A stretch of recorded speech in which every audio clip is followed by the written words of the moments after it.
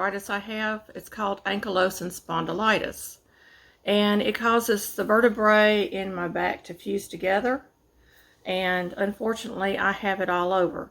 There is a blood test for this. It's called HLA-B27. And it really doesn't matter if you're positive or negative for it. There are people that get it that have negative HLA-B27, so the test is not conclusive. So they do x-rays of my back and other parts of my body, and they discovered that I have bone fusion going on in several places. So basically I have it all over my back. I do have those 4 discs that I talked about earlier that are herniated and bulging, and a synovial cyst that's sitting on a nerve bundle in my lower back, which causes problems with me walking. Other things that I have going on with me is diabetes, type 2. I have hypothyroidism.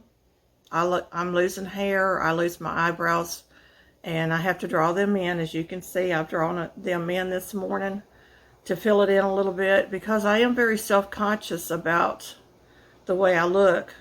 But most days I will go without the makeup because I also have lupus. I have SLE lupus, and I break out from anything that I put on my face, so I have to be really careful. I don't wear makeup often, and I do apologize that I look like a ghost sometimes. With all these things, my health has been an issue, and our health is everything, y'all. I didn't expect all this to happen to me, and I discovered with the diabetes that the American diet was not working for me. We have so many processed foods out there that are not good for us. Our diet was high carb for the longest time. I had no idea what it was doing to my body until one day I woke up and I was a diabetic. Over the years, I have researched for myself because, let's be honest, the doctors do not know everything. I wanted to make sure that I was doing something that was good for me and my body and try to heal myself through foods. I cut out almost all the starchy foods. We do eat sweet potatoes occasionally. I eat a white potato very occasionally. You know, I mean, it's extremely few and far between when we do eat starchy foods. I don't eat white rice very often. I try to cut out any kind of high carb, high glycemic index food that I can. And one of the things I started with was the UK plate method. You can go online and look it up, but it was a visual for me that helped me to understand what I needed to do in order to get the weight off of me and to become healthier. Now, I'm still very much overweight, but I have lost a total of 53 pounds over the last 2 years doing this method of a diet. I also switched from sugar to monk fruit sweetener, and there is a company that you can find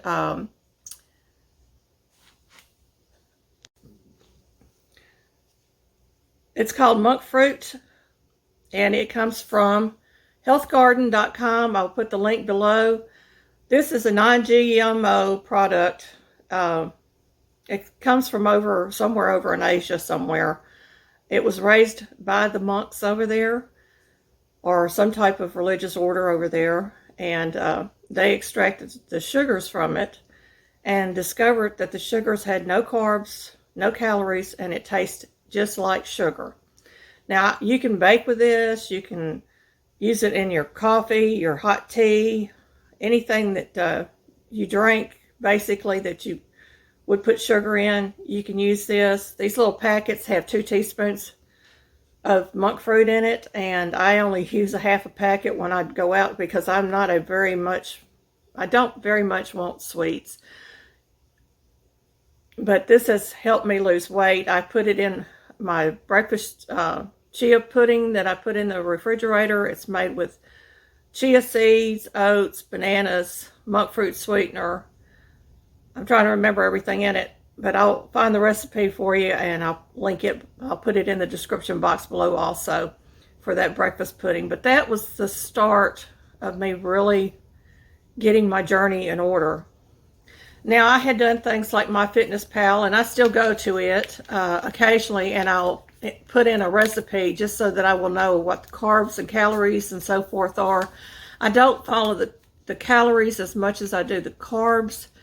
I do look at the glycemic index on my vegetables, and I try to go for the lower glycemic index vegetables. I have found that some vegetables will spike my sugar, and I want to keep my sugar as level as I can and under control as I can. My doctors have me on 2 shots and a pill for my diabetes, y'all. I don't want to be on any medication. I'm working hard to get off the medication. I believe our body is the temple of the Lord, and that everything that we consume is being put into His temple, which means I have cut out things that are not good for my body and not good for His temple. And going back to the Ankylosin Spondylitis, I was on a biologic medicine up until about 6 months ago. My insurance company is refusing to fill the prescription, which in a way was a blessing. And I have decided that I am not going to go back on it because I don't know all the ingredients in it, even though I've asked. So many of the medications are using aborted baby materials from aborted babies. And a biologic has some kind of human component to it. So I don't want to put anything in my body that is not of my body that I can help. And I'm trying to get away from all the artificial sweeteners, the artificial additives that they put into food. So I stopped eating most of the boxed foods. Y'all have to pardon me, I have a hair on my face. And I just want to be healthy again. Now, the diseases that I have, the ankylosing spondylitis, the osteoarthritis, the lupus, there's no cure for those. So the only thing I can do health-wise is to watch what I'm putting into my body and research. And I do go online and look. And many times I have gone back to my doctor and said, well, have we tried this? And they're like, where'd you get that information from? I never heard of that. And I would tell them I've been researching online. And it kind of offends them a little bit because I'm doing the research that they should be doing. But, you know, doctors also have a lot of patients, and they see a lot of people every day, and they can't keep up. There is no way that they can keep up with the billions of people that we have in this world. So, y'all, you need to do your own research. You need to look at things that you can do for yourself. Find something that works, get rid of things that don't work, and work on being a better you and a healthier you. This year, for me, it's all about purging. And I started purging a few years ago, and I'm really slow at it. But purging things for our body that we don't need is one of the areas that I'm working on.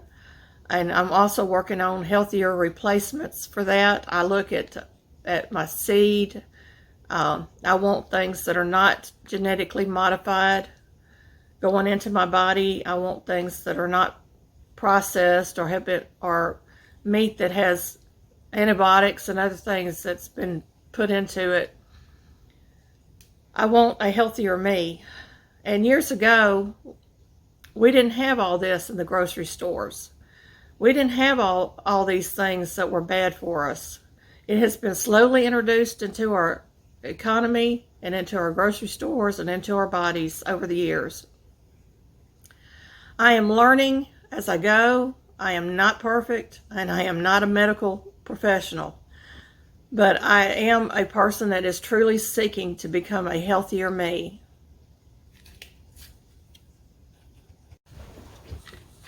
two other things that I'm doing. I suffer from dry mouth, and I don't know if it's being caused by the medication or by the things that are wrong with me, but I have extremely dry mouth, and it is hard sometimes for me to even talk because with lupus you get mouth ulcers, and my teeth are failing.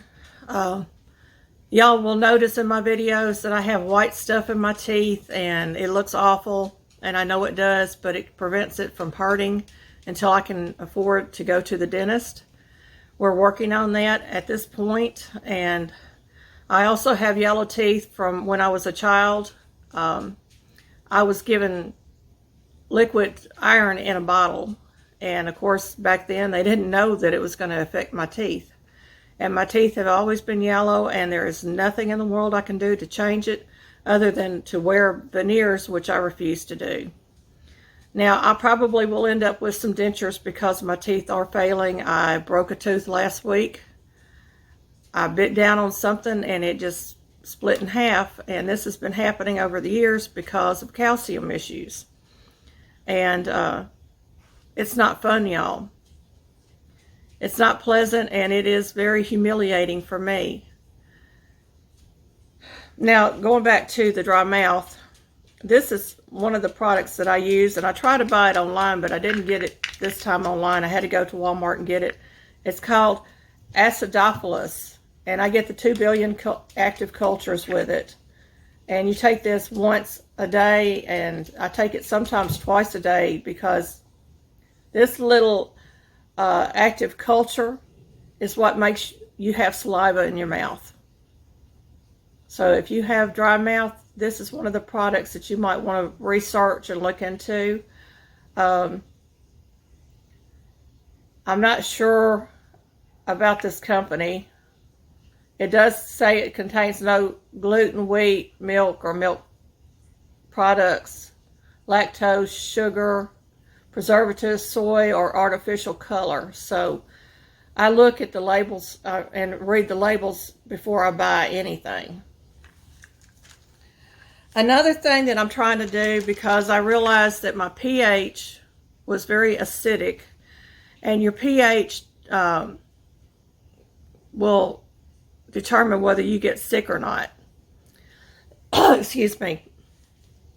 And apple cider vinegar is really good for raising your pH levels. You want your pH to be about a 7.0. You don't want it any higher than that, but when it drops lower, your body has become acidic.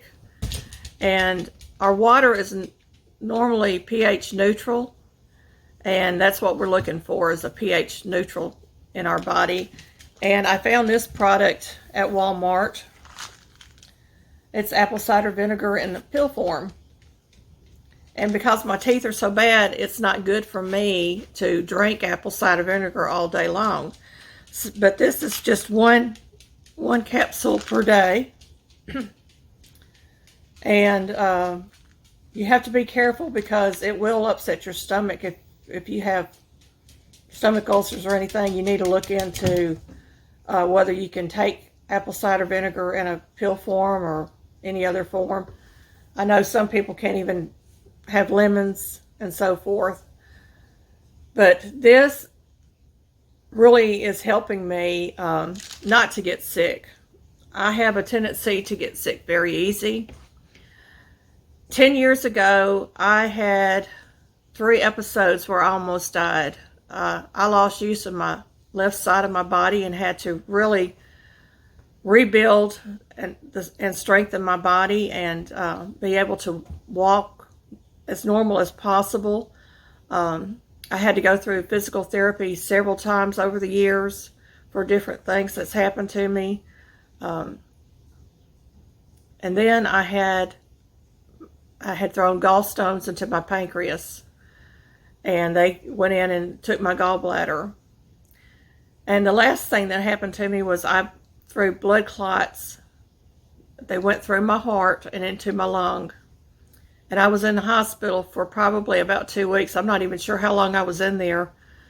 But it was the scariest time of my life. And I could have died easily. And I went into surgery wide awake. The doctor put a little IVC filter in to keep me from getting any more blood clots into my lungs. And we found out later on when my daughter was pregnant that we have a clotting disorder in our family that's genetic. But during that time, when I came home from the hospital, I developed pneumonia right away, and I couldn't breathe, and I went back. And I was having difficulty breathing, and I told my husband, I said, it feels like my lungs collapsed. It feels like my lungs collapsed. I need to get to the hospital. Well, they never did tell me that my lung collapsed. I have a partial collapsed lung on one side, so I have breathing issues on top of everything else. I've had a long history of pleurisy and pneumonia, bronchitis, and asthma. And unfortunately, it's adult onset asthma. And I don't have problems too often with it, but when I do, it's really, really bad, and it takes me forever to get over anything.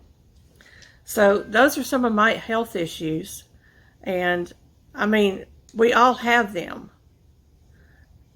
I don't know very many people that are just plain healthy anymore. So due diligence really does pay off.